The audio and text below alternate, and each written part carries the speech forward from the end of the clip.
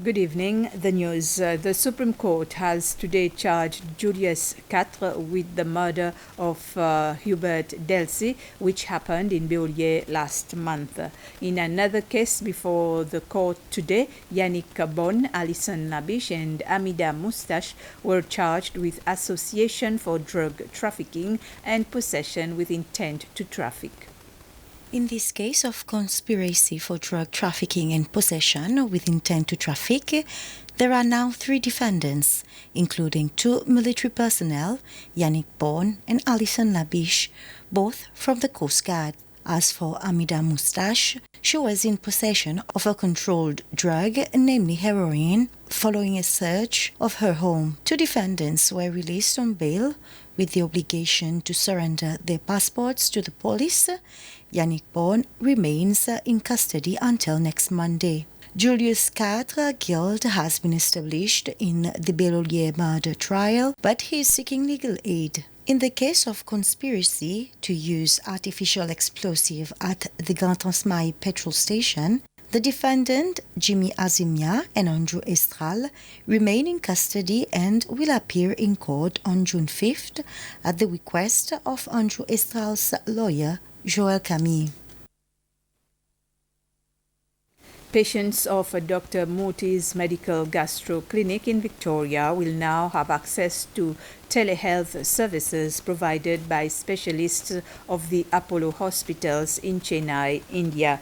This follows the signing of an MOU between the Apollo Enterprise Limited India and the local private clinic on Lord Street this morning, and the launching of an Apollo Hospitals hub in Seychelles. The agreement will also facilitate the transfer of Seychellois patients to the Apollo hospitals. The ceremony was attended by representatives of the Apollo Group and the local clinic, the High Commissioner of India to Seychelles, Kartik Panda, and the Chief Executive Officer of the Healthcare Agency, Dr. Danny Louange, among other invitees. We are proud to say that from the private sector we are launching this, and I really thank my International Patient Service section division from Apollo Hospital. So I think this will be very useful to our population here, because it will be a hub for our patients to have consultation with all top specialists where Apollo Hospital has, and also they have the cutting edge technology. Then we have the telemedicine. This is also another opportunity for our patients to have a teleconsult with the top specialists in India at Apollo, either for a first consultation, a specialist, or super specialist consultation, or even for second opinion, third opinion. They all welcome here to make use of this facility. The Committee for Communicable Disease and Sexual and Reproductive Health Rights within the National Assembly has well implemented the SADC Parliamentary Forum Governance Project. This came out during a meeting organized by the committee with its partners to discuss the implementation of the project and the way forward. The project was being implemented for 4 years since 2019 until this year and has now come to an end. The half-day discussion held today at Savoy Hotel focused on HIV/AIDS.